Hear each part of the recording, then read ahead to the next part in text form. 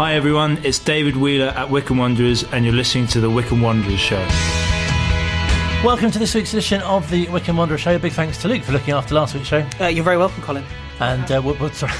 It's very brief, thanks. Appearance from Luke again. He's still here. He hasn't been here all the time. Have you? I was just going to say it was £12.50 for last week, thank you. Oh, okay. Like the ULEZ. Yes, exactly, yeah. The same price. It's not bad, actually. £12.50. Yeah. For an hour. Sorry, no, a minute. Oh. Sorry. Can I pay in instalments? Okay, fine. Coming up this week, in a few moments' time, you'll hear from Phil with our pre-match, what's it called? Not drills. No, briefing. That's it. I always forget that. I don't know why. I just keep wanting to call it briefing, but it just sounds strange. We'll look ahead to the visit of Carlisle United, which has been designated... I couldn't even think of the word designated. Family Day. Crikey. We're off to a flying start, I'm sure you'll agree. We'll also hear a bit of a recap of what happened on Ringing the Blues when Luke Leahy came to the studio. I looked across for the sound effect and just Luke did it. Also, we'll catch up with Peter James, who was at a gathering yesterday in Bisham of a number of ex-players. We'll get his thoughts and memories from his time at the club. He played just over 50 times, scored just under 40 goals, and we'll get his memories, including the word ditty is used in our chat, which I think is a first for this show. I don't think ditty has been used. And we'll chat to Phil in a few moments' time, and abreast is used as well. Wow. I know, some good words. Educational show tonight. Absolutely. Also, we'll hear from Charlotte Hill, who is the Wycombe Wanderers women's player who joins an elite group who scored from a corner. We'll catch up with Max Stryjek, who gives us, among other things, his views on the different coloured goalkeeper shirts for this season. And Matt Bloomfield, of course, the Wycombe Wanderers manager, will give us his thoughts after we spoke to him, as opposed to before, at yesterday's press session at the training ground. So lots to catch up on and get the thoughts of, including Phil, as I say, with our, what's it called? Pretty much briefing. That's it. Including his thoughts, of course, on the latest performance at Charlton last Saturday. Yeah, I think we played better, certainly in the second half at Charlton, than we perhaps did away at Northampton, and obviously where we won that game, but then we lost against Charlton Athletic. But you know, you have to take the positives from defeat as well as the learnings as well. I think defensively, the goals we conceded were largely poor, the first two. The third one is almost forgivable because you're chasing the game in injury time, and I thought Corey Blackett-Taylor is probably one of the best left-sided players in the division and had a really good first half as well, and popped up with a goal on his birthday. Yeah, it certainly wasn't a 3-1 defeat on the balance of play. Obviously, the annals of time will always reflect it as a 3-1. But yeah, I think huge positives to take from the performance. And on another day, without the defensive lapses, then that would have been a comfortable 3 points, I think. Equally, you know, we didn't take the chances when we were dominant. So yeah, again, something to look at there as well. And just a lack of sharpness in both boxes, really. But the bits in the middle, vastly encouraging. So if we can knit that together, then we should be all right. Obviously, the 5-game unbeaten run's come to an end, but it does feel the team is getting into a bit of a groove. Yeah, and again, you know, with the way that we played that second half at Charlton, you know, some of the best attacking stuff we've played under Matt Bloomfield, I think. Delighted for Freddie Potts to get his goal because I think his performances have warranted it. Always had the feeling that when he did score, it would be something special, and it was sort of a Paul Scholes-esque volley, wasn't it, from a second phase from a corner. But I think he's really sort of he's been growing week on week, and you know, we've been saying it on the commentaries every week. It's a joy to watch him develop. But we have to remember as well, you know, Premier League 2, early rounds of the Europa Conference League aren't, you know, very similar to League One in many ways. And I'm really enjoying watching him and Josh going together in the middle of the park. Watching his evolution, and I think he's going to have a fantastic season for us, and he's really laid the foundations for that, and he's a big part in how we move the ball forwards now. And really interesting, on Tuesday's Ringing the Blues, you were discussing with Luke Leahy about the sort of laws of the game. There seem to be some inconsistencies in the interpretation, if that's the best way to put it. But it must be tricky as players, but also for yourself. You know, you're commentating and watching games where, you know, perhaps what you think might be given as a decision perhaps isn't necessarily the case. Look, I think referees have got a tougher job as it is, without the likes of me sort of pulling them apart on their decisions. So what we try and do is just report on what's happening. I think, you know, the least that we can do as commentators as well is be abreast of the new laws every year, which I do every year.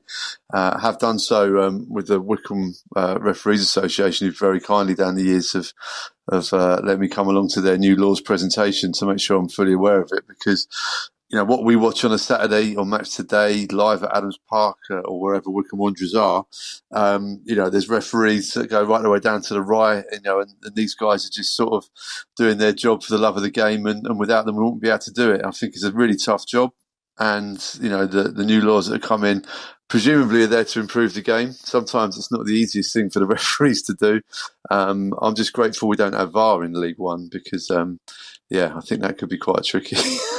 There was the offside decision that led to Charlton's second goal on the Saturday, and on the replay, it looked to be that Dale Taylor was onside. He wasn't even the player going after the ball. It was Gareth McCleary. You could see where the complaints came from that. But look, I don't think the assistant referee or the referee sets out in the morning to make a mistake. They probably make between 2,000 and 2,500 decisions per game.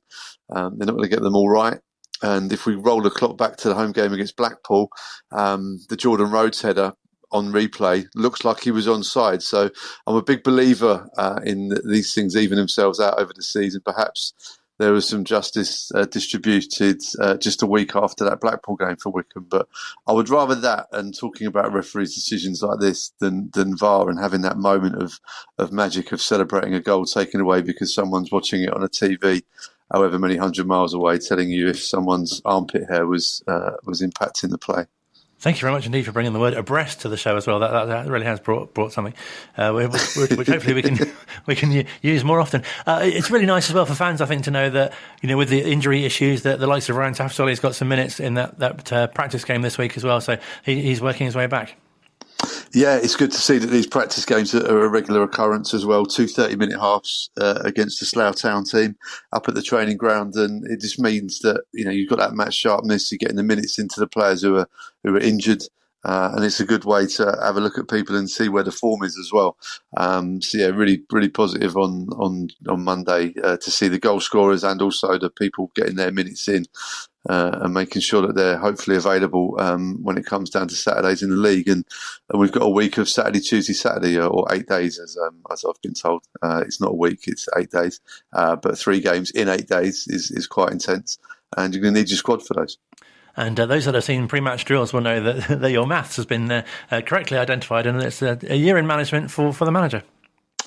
Yes, big achievement, I think, a big milestone for any manager in the game. We know what a brittle existence it is being a Football League manager or manager at any level, I guess. But a year, obviously not all at Wycombe. There was that spell at Colchester at the start of Matt's managerial reign. And I think, it's one to tick off. And it was really good to hear Matt talking on shouldn't really big up another podcast, but I will. It was the EFL podcast where I thought Matt Bloomfield spoke excellently on that about his time as a manager. And it was just hearing him talk about that, about, this is an approaching milestone and you can see how Matt was as a player. You tick these things off. You don't necessarily aim for them, but you acknowledge them when they come, and you move on to the next one. Really good that he's got there, and hopefully we continue to build and grow as a club under his stewardship. So, what can we expect from Carlisle on Saturday? A team fresh from League Two. Coming up from the playoff final, really interesting with Paul Simpson, a former player up there, and it seems to me to be a very happy club. The team obviously and the fans are delighted to be back in League One after a 9-year absence. I think they're delighted by the job as well that Paul Simpson is doing as manager. They come into the game with 7 points from the opening 9 games, so you could argue that's not the best start, but coming up after an impacted summer, because when you get to the playoff final, you have less time to rest, recuperate, and prepare. Wycombe Wanderers will know all about that.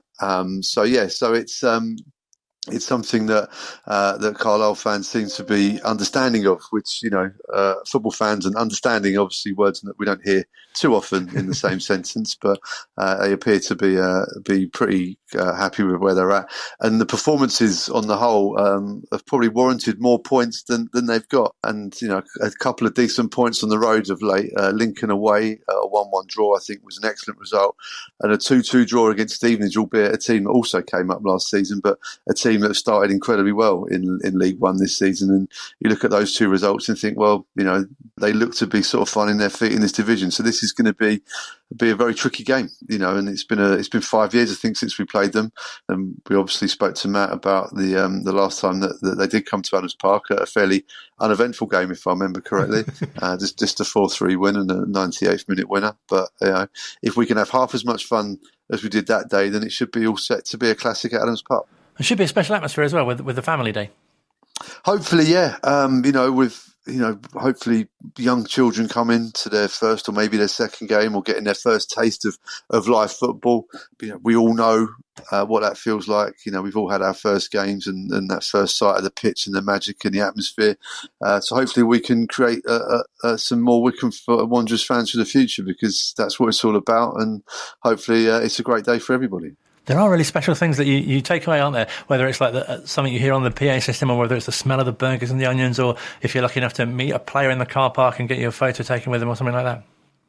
Exactly that, and that's why I think someone like Wycombe Wanderers is a great place to have your first game, because if you get there early enough, you can hang out by the railings, by the player entrance, and you can meet the players, have your photographs with them, have a chat, and you're not going to get that at Arsenal or Chelsea, So hopefully it's a great game as well. I think statistically down the years we've often struggled for results on days like this. So hopefully we can put that to bed on Saturday and entertain those there, not just with a decent performance, but hopefully some goals and a great result as well to cheer.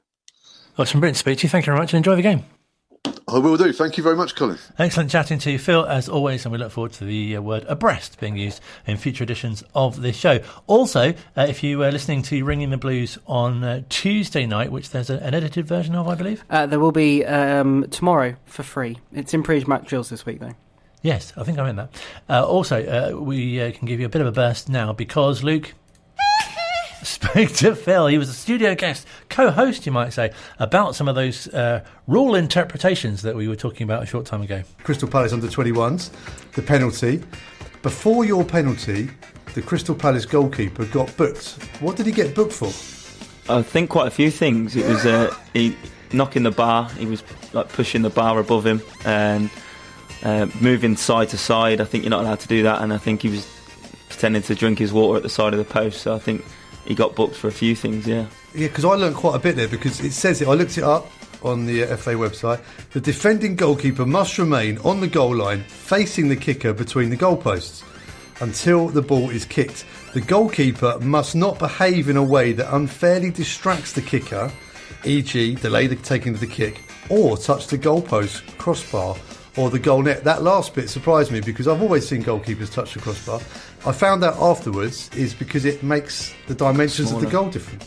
Yeah, it makes it either bigger or smaller the way they're pushing it. So yeah, it worked the first time for him, didn't it? So thankfully it got retaken, and I put it away the second time. I was hoping you got it wrong, and then we could have retaken the question, and then you could have got it right the next time. Very good. First goal for Wycombe, though, big milestone.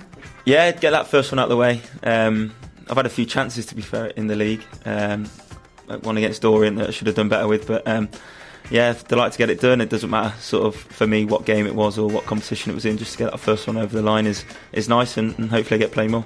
Now, the other law change that's been across all of the divisions, and lots of pundits and fans talking about it up and down the country, the added on time. Now, of course, at Wycombe, we're used to double digits here at Wycombe, 10 minutes at the end of the game, but it seems to be getting less and less every week. Is that because the players are changing their behaviour on the pitch? Yeah, maybe. I think so. I think going back to like the first few games of the season, it was, I think, 12 and 10 minutes, and it was quite tough and quite hard to get used to.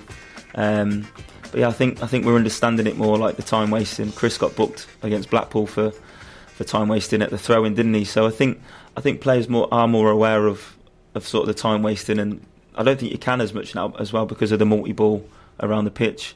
So yeah, but I think in some cases it helps us because the boys that we bring on, they're fresh, and some of the quality that we bring on, more time the better sometimes, because if we're chasing a goal, then it's needed. Now let's cast our minds back a couple of weeks at Sixfields.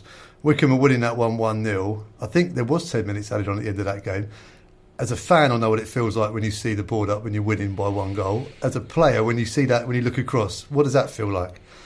Yeah, I won't repeat what I thought when I seen it, but yeah, I think you look over it, see if it's 10 minutes, it's 10 minutes, take it in and then just deal with what's coming sort of thing. I think in that game we dealt with everything they threw at us and we deserved that clean sheet, but no, I think once you see 10 minutes when you're holding on to a lead, it is, you have to be strong mentally to get through it, whereas on the other hand, if you're chasing a goal, then it helps you out. Is it something you all practice in training? Because you see it teams when they have a narrow lead and you see them knock the ball about, keep ball, take it to other areas of the pitch. Is that something that you guys just intrinsically know as players to do that? Yeah, I think so. I don't think, you don't practice it much, but it's just like keeping the ball, I suppose, in a possession or anything like that.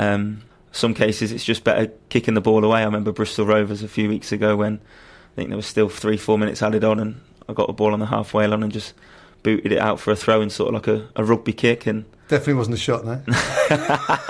Yeah, a few people come up to me and was like, was that a shot? I was like, no.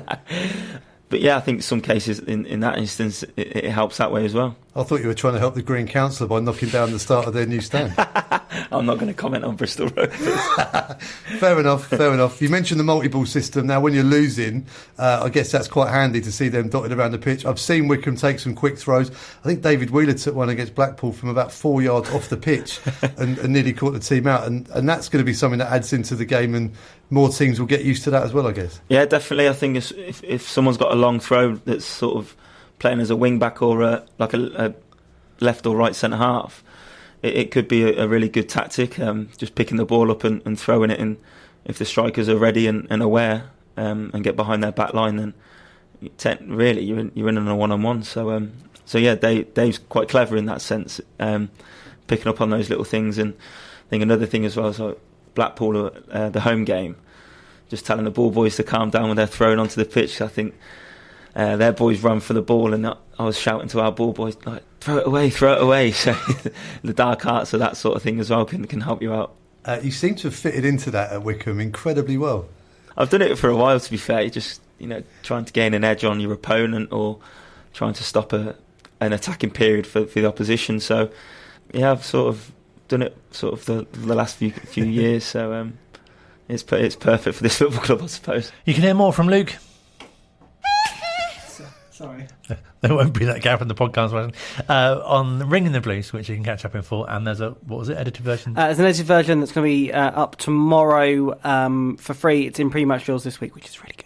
Part 2 of the Wycombe Wanderers Show on the way. Online, on Radio Player, and on 106.6 FM. This is Wycombe Sound. Bill Turnbull, a broadcasting legend whose tireless campaigning for prostate cancer awareness left a lasting legacy for men's health in the UK. Bill's message was clear. I really want you and your loved ones to take this simple online risk check now. Let's honour Bill's legacy together. Let's get men across the UK to check their risk. Let's broadcast it like Bill. Check your risk. Share the risk checker. Save lives. Tuesday evenings from 7. Hello, Phil here from Wycombe Wanderers, host of the award-nominated podcast Ringing the Blues, which is becoming a live radio show right here on Wycombe Sound. Tuesdays, 7 till 8 p.m, you'll hear all the latest from Adams Park. We'll recap the game from the weekend, plus we'll talk to a whole host of people associated with the club, fans from around the world, and all the news from Wycombe Wanderers. Tune in every Tuesday, 7 till 8.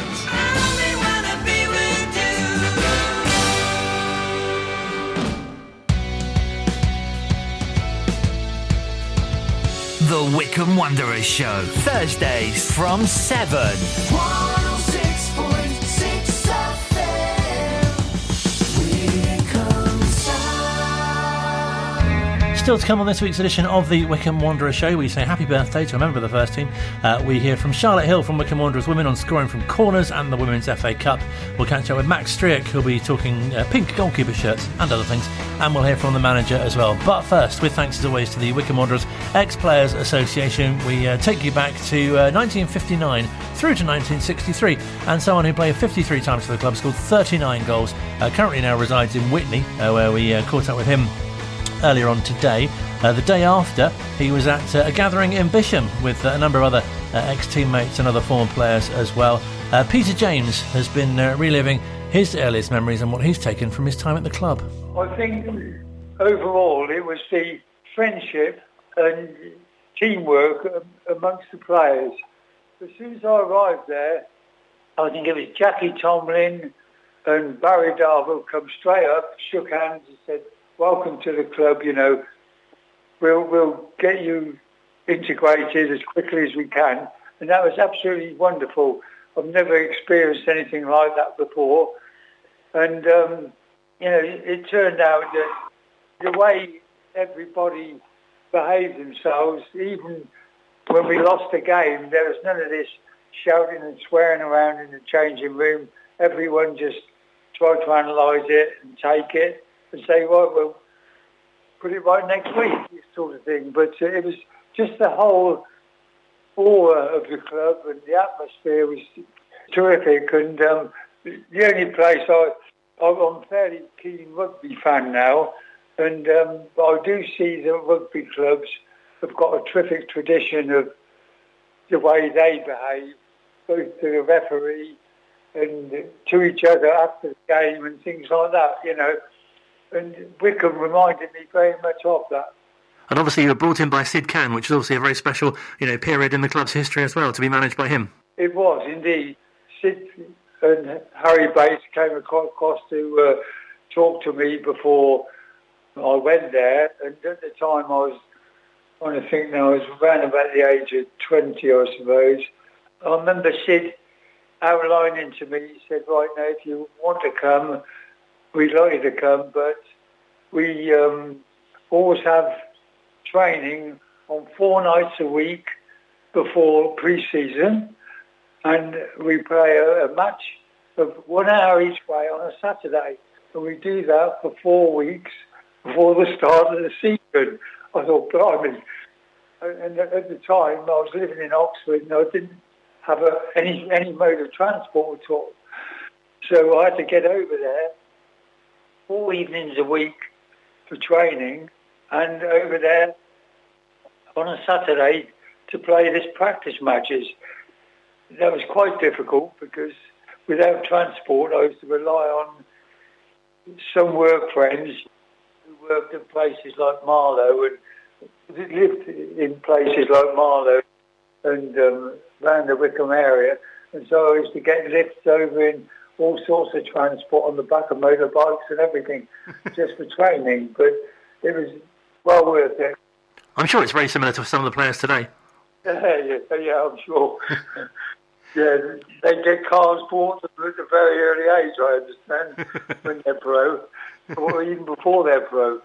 But it was, and that was the atmosphere. Everyone did the same, and it was just a terrific club to belong to. Sadly, Sid left after the first season I was there, and Graham Adams took over, and the atmosphere of everything all seemed to change, and and what with having to move house as well, I didn't stay that long, but it was the time I was there was some of the best periods of my sporting life, and I'm glad that we could still keep together as players and meet up occasionally. Because you made over 50 appearances and scored nearly 40 goals. Are there any particular games which really stand out? I think we played Walthamstow Avenue when Jim Lewis was playing, the old Jim Lewis was playing centre forward for them. And the one thing I do remember is that Walthamstow went down the field, Jim Lewis got the ball, whacked it past, I think Ken Brown was in goal at the time, past the goalie, hit the metal stanchion at the back of the net, and Ken caught it. He thought it had hit the bar, he threw it out, and play continued, and the ref didn't realise it had gone in the net. And all of Walthamstow players were going mad. We went down the other end of the field, and I believe it was Len Worley scored a goal.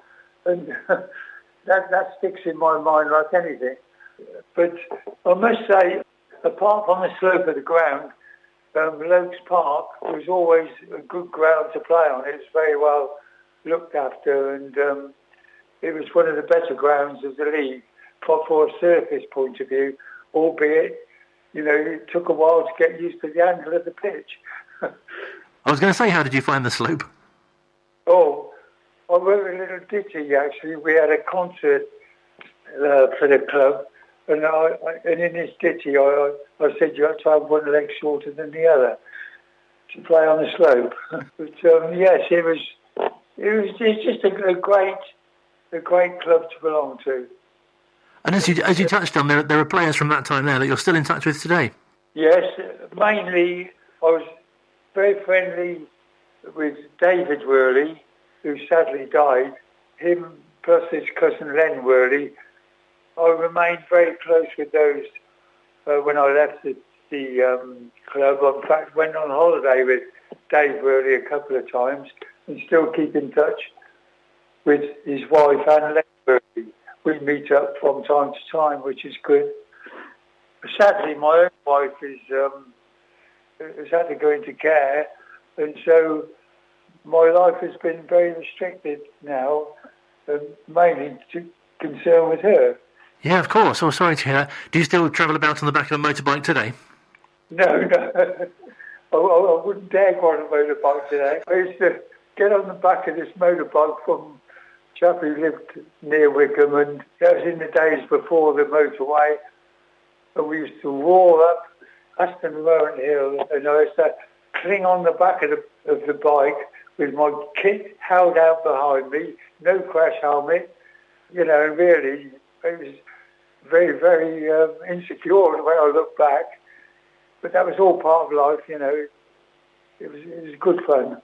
No, absolutely. And I guess as well it was the travel that really led to your sort of departure from the club as well, really. Yes, it was. Because I moved to the west side of Oxford, it became very difficult, and we decided to start a family, and it just became too much. And also, as I say, the atmosphere in the club wasn't quite the same as it was when Steve Camp was there. I decided to pack it in again, and I went back to Abingdon Town. I must say that my times at Wycombe are never to be forgotten. It's a lovely group of lads who, everyone got on well with one another. There's very few clubs, I would imagine, have got contact with players going back to the sort of 50s and 60s, who genuinely still feel for the club. And you had a nice get-together yesterday as well. How was that? That was very nice. Sadly, I went to a previous one last year, and there was about 3 or 4 couldn't turn up yesterday, like Dennis Syret and Dennis Atkins. They couldn't make it. They were, of course, over at the club when I first joined, and again, very, very nice blokes. And of course, they're in their 90s now, I believe, and still going strong, I hope. But they were terrific personalities. Steve Hyde was there, and I can remember Steve Hyde coming into the team when I was over there. And he's a nice lad, and very modest, but very good clubman. And again, when we meet up, it's as though we haven't been away from each other for a long time. It's great to meet up. That's what's really nice about the Ex-Players Association, isn't it? Oh, indeed, yes. It really is. I shouldn't think there's many of the old clubs who've got this association that has come right through. I believe there's a very good relationship with the professional club as it is now with the older club. I don't go over to many functions, but everyone tells me the pros, respect the way the amateurs have stuck together and run the club, which is brilliant, really. No, absolutely. I'm sure you still keep an eye out for their scores as well. Of course, yes. I must say, lately, or the last few years, I've become a bigger fan almost of rugby now, because I like the attitudes in rugby, the sportsmanship before the game and after the game. And, they take the hard knocks, they respect the referees, and my big dread in soccer is the way all the players are beginning to lie down pretend they're injured, argue with the referee all the time. But in rugby, that doesn't happen, and it's a shame, really. I watch it now, and it's a different game.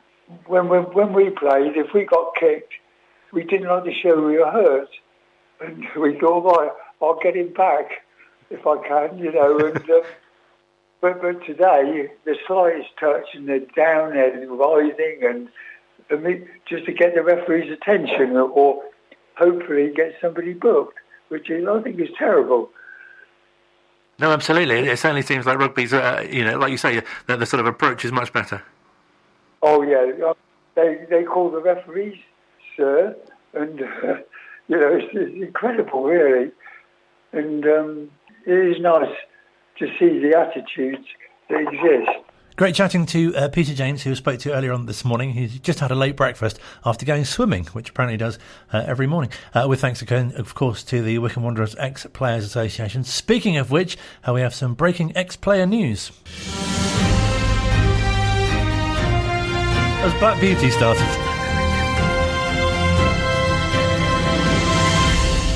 Too much? Too much or not enough? Tell the orchestra they can go now. Okay, they've got one more job. The breaking news this evening is that Holmer Green Football Club have announced the appointment of Keith Scott as manager of the first team. Keith has been closely involved with the team recently. He will continue to work with the existing coaching team. Keith replaces Tranel Richardson, who they thank for his work this season. That's the breaking news.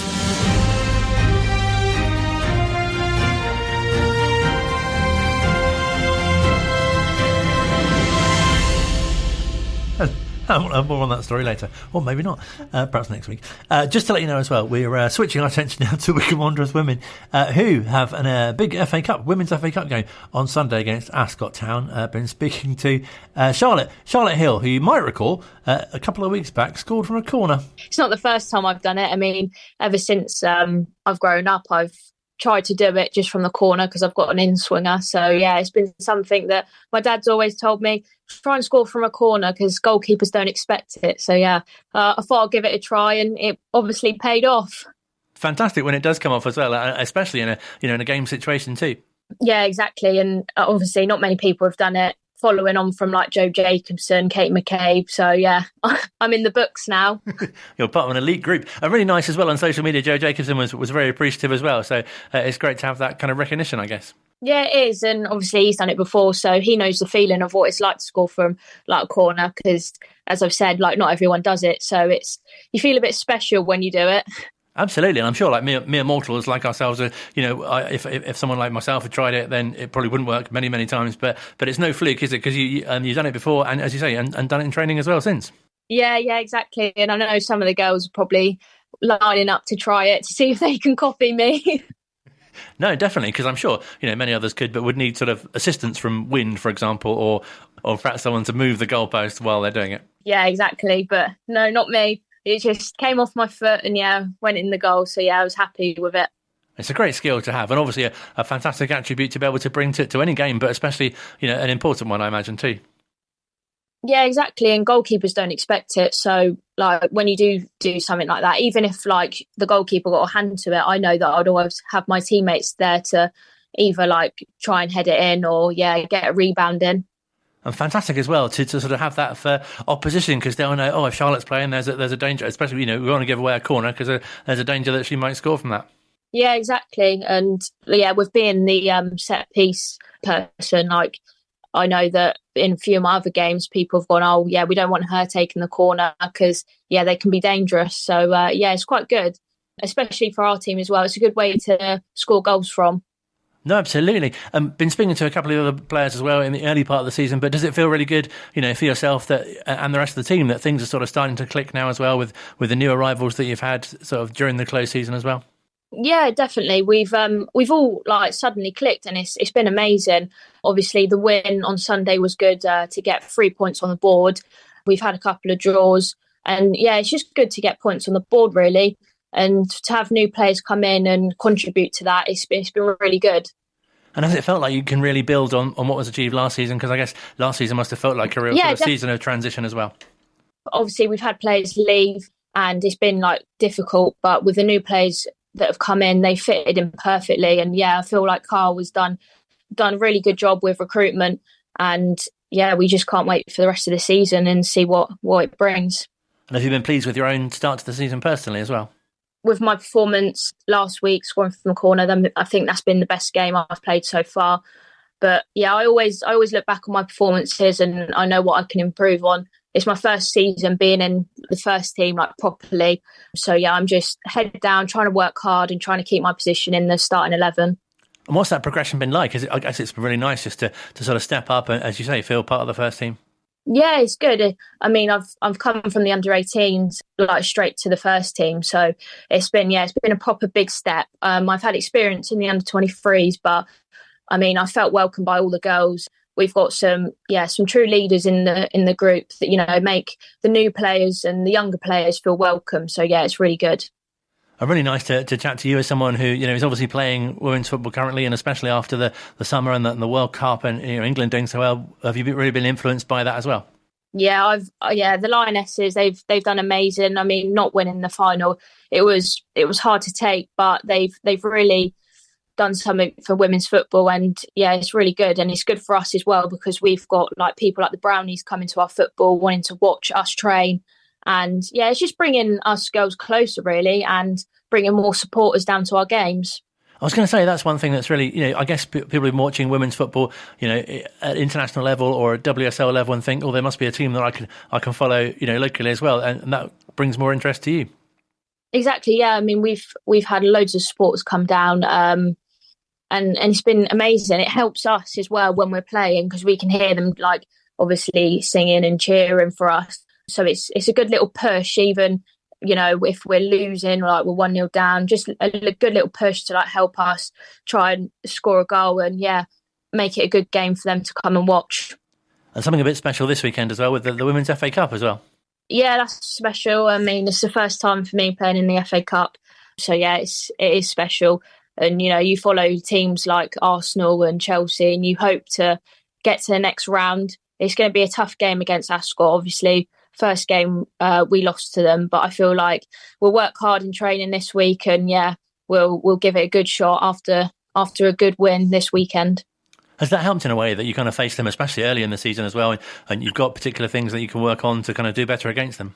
Yeah, like Carl knows what to do. He's got stuff for us to work on, obviously this week in training, and it just helps us as players as well, like know how we can improve from that performance, and as a team together we can be positive and go forward and know that we can give it our all and try to get to the next round. And is it extra motivation as well, because for this current team you'll want to get further than the teams got in previous years of the competition? Yeah, definitely, and that's always a push to do better than we done last season, and I feel like we are already doing that with how many points we have on the board already. So yeah, we're just going to keep pushing, keep working hard, and yeah, hopefully we can get something back this season.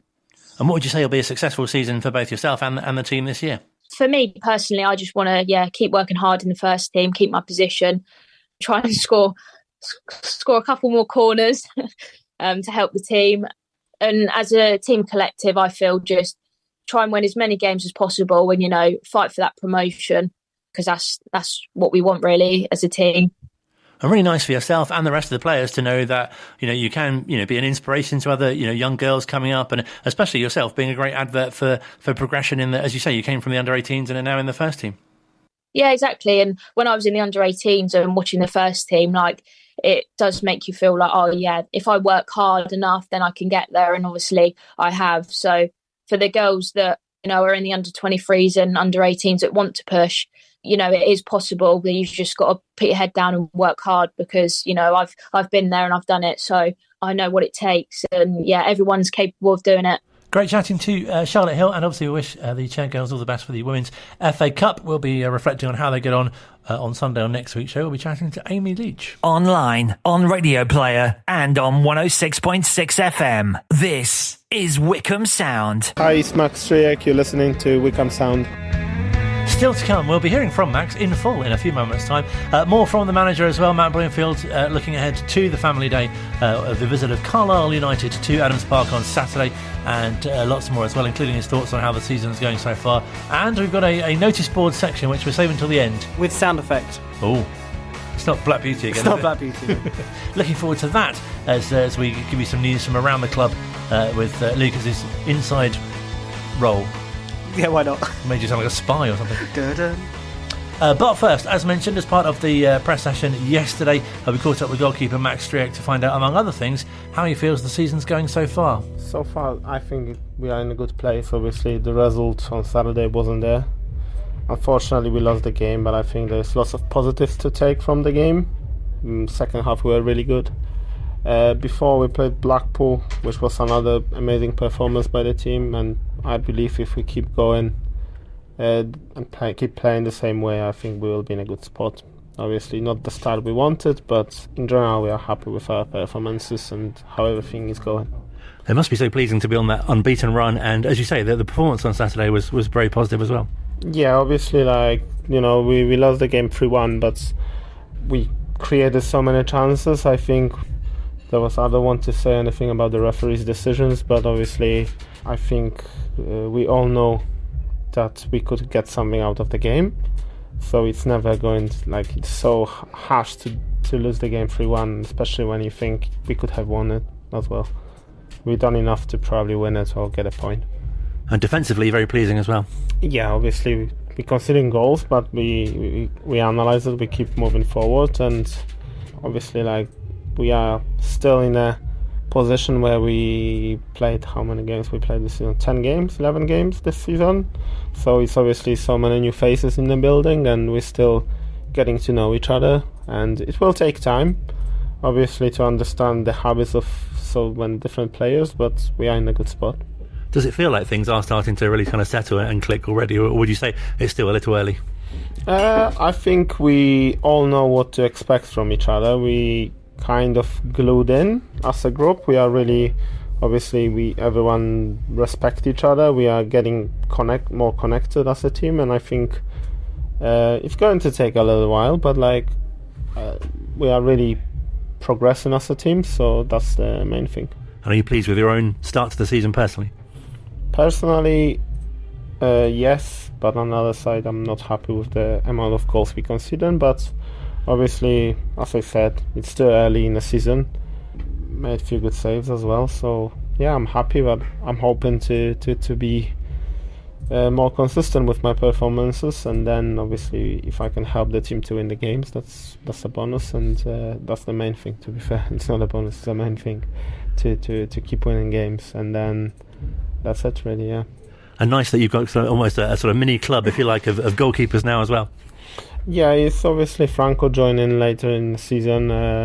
He's a great guy, great goalkeeper as well, bringing competition to the table. Obviously, Laurie is a young goalkeeper who is he's talented. Obviously, he needs some game time, and I think he's good prospects in terms of his personality, whatever he offers as a person and as a goalkeeper.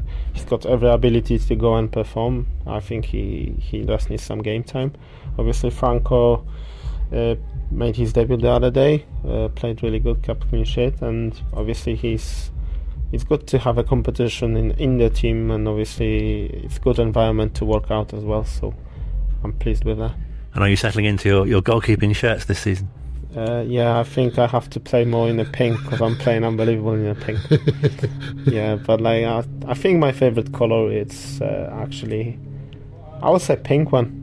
I don't know why, I just feel comfortable. Good. Yeah, comfortable wearing it, and I just don't know. Apparently it's matching my tan as well, so it's good. And you've got obviously Carlisle coming up this weekend, and a great opportunity for fans to get behind the team with the family day as well. Yeah, I think obviously we have to focus on ourselves. I think we have to win the game. I think obviously Carlisle just got promoted last season. We're expecting a tough game, but I think in this league every game is tough. So we give the respect to the Carlisle, but I hope we don't give them enough respect to match us in terms of performance, and I hope we win the game. And hopefully a clean sheet for yourself as well. That would be bonus, obviously, but as I said, the main thing for the team is to win games. So even if we win 2-1 or 3-2, whatever that takes, it's better to win the game than drew the game 0-0. So take that. Great to chat to Max, of course, and to find out his thoughts on the various goalkeeping shirts. What do you call the other one, the multicolour one? That's called, is it called something? That's like a kaleidoscope? Or? It's Curry House. Curry it's the House. official name. I like the pink one as well. It's my favourite. The pink is very nice, isn't it? It's very nice. It works on so many levels. It does. Great chat to Max. As I say, also had the opportunity to speak to manager Matt Bloomfield. First of all, you might have heard his post-match comments speaking after the Charlton defeat. And apart from the result, very happy with the performance. Overall, in the performance, we were pleased. I'm a big believer in football that you count your chickens too early, and this game comes back and bites you on the backside. So we can't get too carried away in our performances. Of course, we've been really pleased to put some points on the board, and we were pleased with a lot of the parts of the performance at Charlton, but it's an ongoing process and it's a continuing improvement for us. We want to get better. There's lots of bits that we have been pleased about. There feels like there's some shoots of positivity around the performances and the way the team's coming together. I feel like there's a good feeling around the place, the training ground and the supporters at the moment, and we want to keep that continuing, but the only way to do that is by working as hard as we possibly can every single day on the training ground and making sure that we're being the best we can be. Does it feel like it's still too early in the season to sort of judge or assess, kind of where you're at? I think it was Phil that said rather than yourself, but after about 10 games, it'd be a good sort of gauge to kind of see where you're at. Yeah, I think that, if you look up and down the Football League, there's some clubs that have been able to keep some continuity over the summer. There's a lot of clubs that the manager's changed or a big proportion of their playing staff has changed.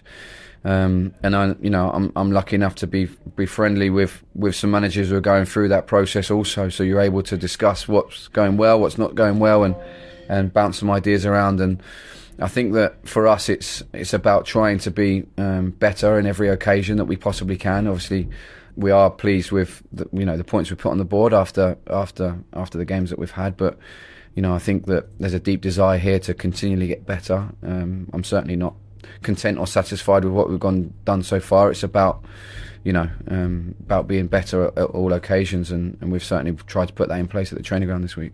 And do you notice sort of settling in there, if that's the right expression of players? Yeah, quite possibly. I think that's probably a nice way to put it. I think that over the last few weeks there has been maybe a slightly more settled feel about the playing staff and the coaching staff in terms of that cohesion as a group, because these things can never be done overnight. It takes time to really build strong relationships, and that's what we're about. And we've spoken about it a lot again this week in terms of the togetherness of the group is really pleasing, considering they've been together for such a short period of time. But maybe there's been a slight feeling more of settled in from everybody, and which is nice because you win nothing with individuals, you achieve nothing with individuals. With a really strong group, coaching staff, playing staff, supporters, staff at the training ground and at the ground. It has to be one group moving forward together, and it feels like we've had that a little bit more over the previous weeks. But I'll probably come back to my first point. There's absolutely no counting of our chickens around here in terms of we've cracked it. Absolutely not. We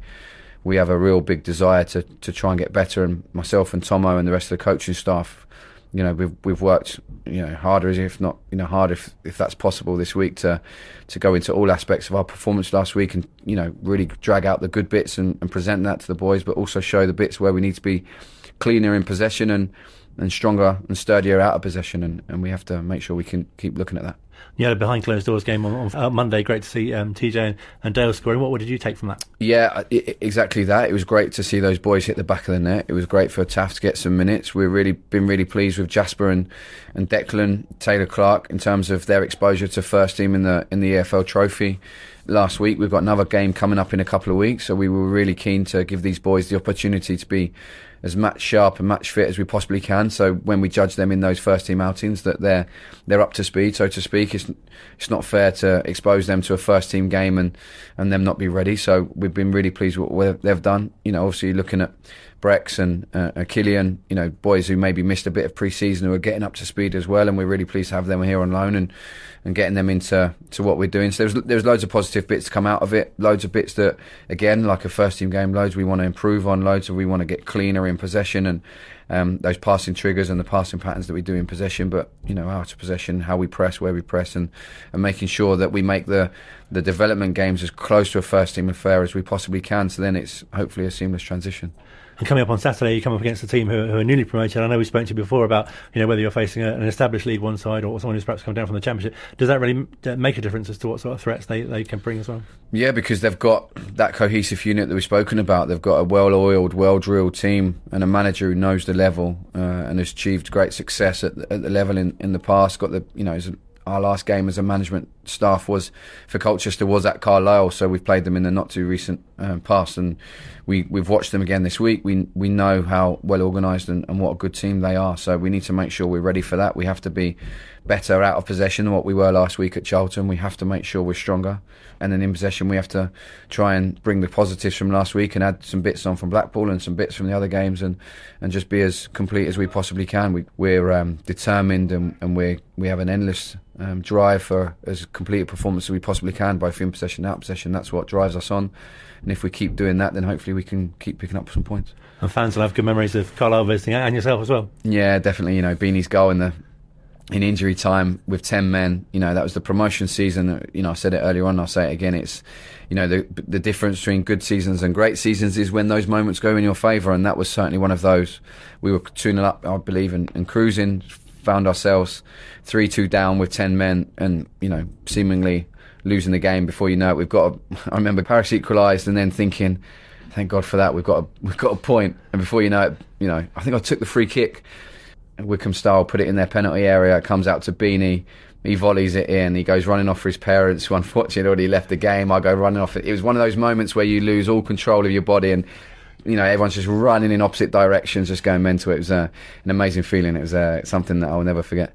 And great to have Family Day this weekend as well. And obviously, I'm sure families who perhaps bring children for the first time for their first game is really special. Yeah, we're big advocates of family. It's my biggest value and my biggest value in my life is my family, my wife and my 2 girls, and trying to give them the best life. And we conduct that around the training ground. We've had a Family Day here in the last few weeks in terms of the lads bringing their kids and their wives and girlfriends and come and spending some time together. And down at the ground, we want our supporters to enjoy the family day as a group.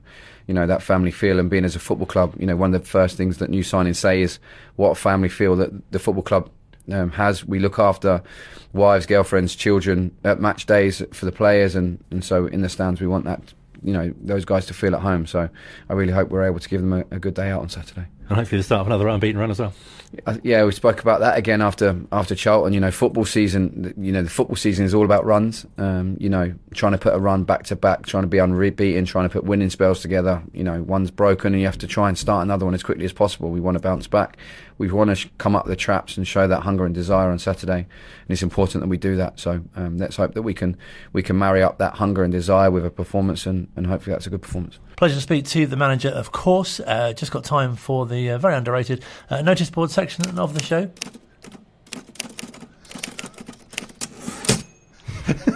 Thank you. Very low tech. Not the only one with sound effects, Mr. Catchpole. Should we start with a birthday? Let's. It is Ryan Taffazoli's birthday today. Happy birthday, Ryan. Happy birthday. 4 appearances, 28 duels won, passing accuracy of 71%, 49 touches per game, and 18 recoveries. Very interesting. Fact. Stats there. Stat.